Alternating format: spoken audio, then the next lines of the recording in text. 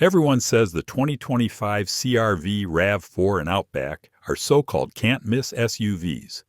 But when you actually drive them, the story changes fast. I tested all three back-to-back, and one of them stood out in a big way. Hello everyone, this is Sully from CarlandTV. It's time to hop in the front seat because today, we're taking a close look at the 2025 models of the CR-V, RAV4, and Outback to see which one can give you the most for your money. Before I start, I would really appreciate it if you would push those buttons below. The subscribe button, the notification bell, all of them. This is not necessary, but those little clicks help a brother out. Plus, it pushes me to give you more valuable car-related content on your screen. Now buckle up and let's get back to the video. So every time a new model year rolls around, I keep my eyes on the fine print because that's where the real changes hide. I've been behind the wheel of all three, and here's what stood out for 2025. Honda didn't touch the CR-V this year, and honestly, that's not a bad thing. The current setup is already solid with great ride quality and one of the most comfortable cabins in the game. Sometimes sticking to what works is the smartest move, and Honda clearly knows that. Toyota made a more noticeable change with the RAV4 by dropping the Adventure and TRD off-road trims. I've driven those in the past, and they brought a little edge to an otherwise tame SUV.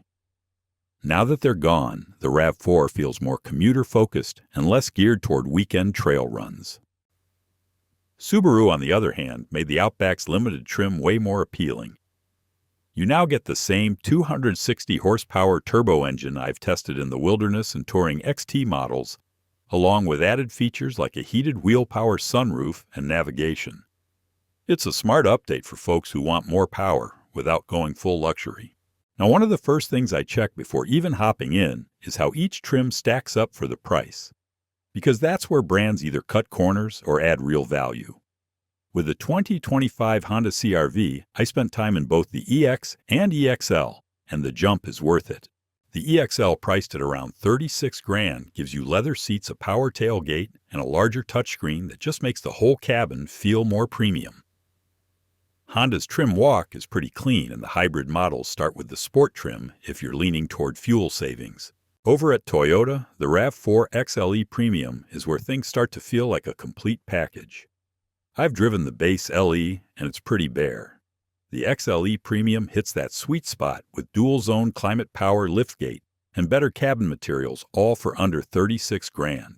Subaru keeps things competitive with the Outback Premium. It starts at just over $31,000 and includes a big vertical touchscreen, heated seats, and a solid mix of comfort and tech. It's the one I'd recommend unless you really want the turbo engine. Of course, I've driven all three of these SUVs in real-world conditions, and each one has its own personality once you get behind the wheel. The 2025 Honda CR-V with its 1.5-liter turbo isn't going to pin you to the seat, but it's smooth, predictable, and just feels well-sorted.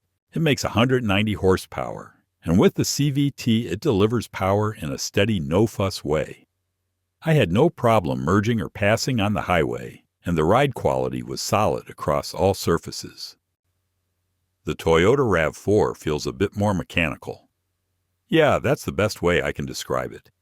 Its 2.5-liter four-cylinder makes slightly more horsepower at 203, but it sounds a little rougher when pushed.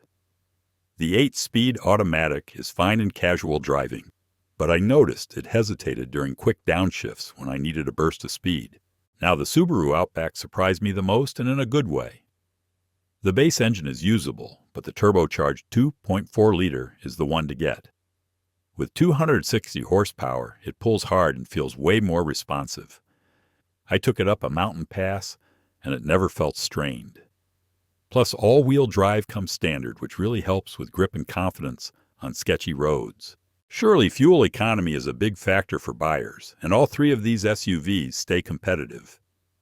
The Honda CR-V gets up to 34 miles per gallon on the highway, with front-wheel drive, and 31 miles per gallon with all-wheel drive.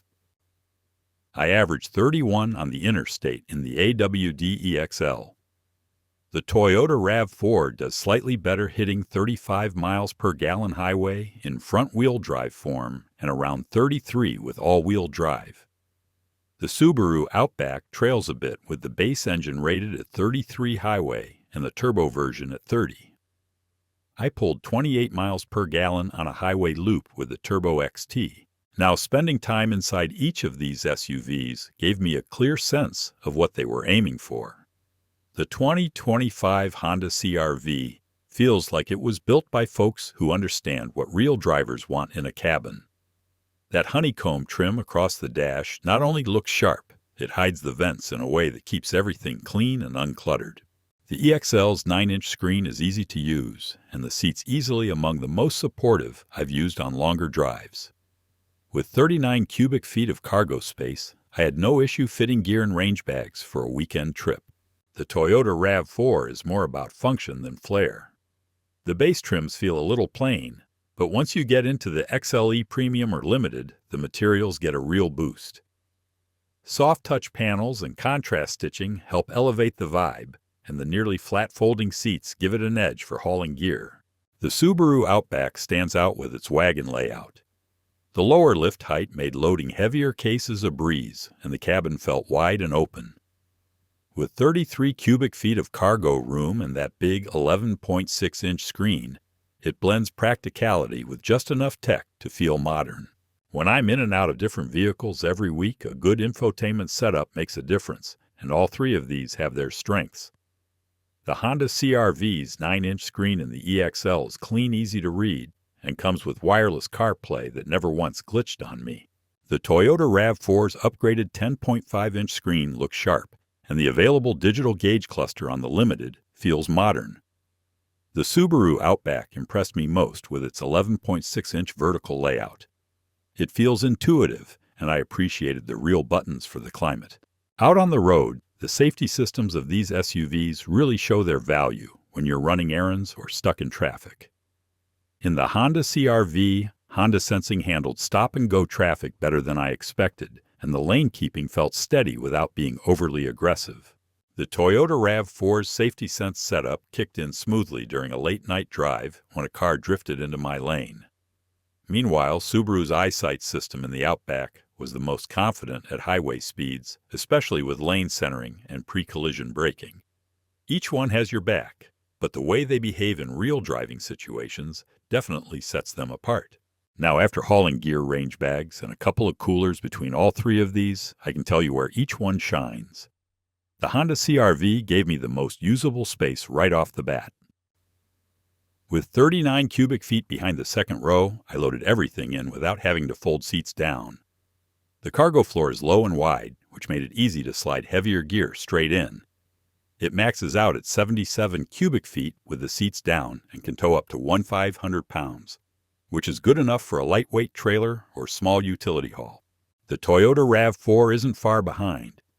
It offers 38 cubic feet in the back, and when I folded the seats, I got about 70 cubic feet. The floor stays mostly flat, so it handled bulky boxes pretty well. Like the CR-V, it also tows 1,500 pounds. The Subaru Outback is where it gets interesting. The lower load height helped a ton when I had to move heavier cases, and while it has 33 cubic feet with the seats up, it's long and easy to use.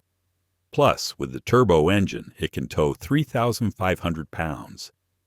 That's a big advantage if you've got more to pull. So which one will I bring home? After putting all three through their paces, the one I'd take home is the 2025 Honda CR-V. It might not look as rugged as the Outback, or as edgy as the RAV4, but once you're in the driver's seat, it just feels like everything clicks. The ride is smooth, the suspension tuning feels dialed in, and it handles both back roads and freeway cruising without ever feeling sloppy or underpowered. That 1.5-liter turbo might not win drag races, but it's responsive and gets the job done without burning through fuel. What really sold me was the interior. Honda nailed the layout. Everything's exactly where you expect it to be. The seats are supportive, even after hours behind the wheel, and there's a surprising amount of room in the back for passengers and gear. I tossed a week's worth of shooting gear in the back without folding a seat. The EXL trim I drove had wireless CarPlay, a clean 9-inch screen, and a cabin that feels way more refined than you'd expect at this price point. If you want something that's smart, comfortable, and does everything well without trying too hard, the 2025 CR-V is the one I'd stick in my own garage.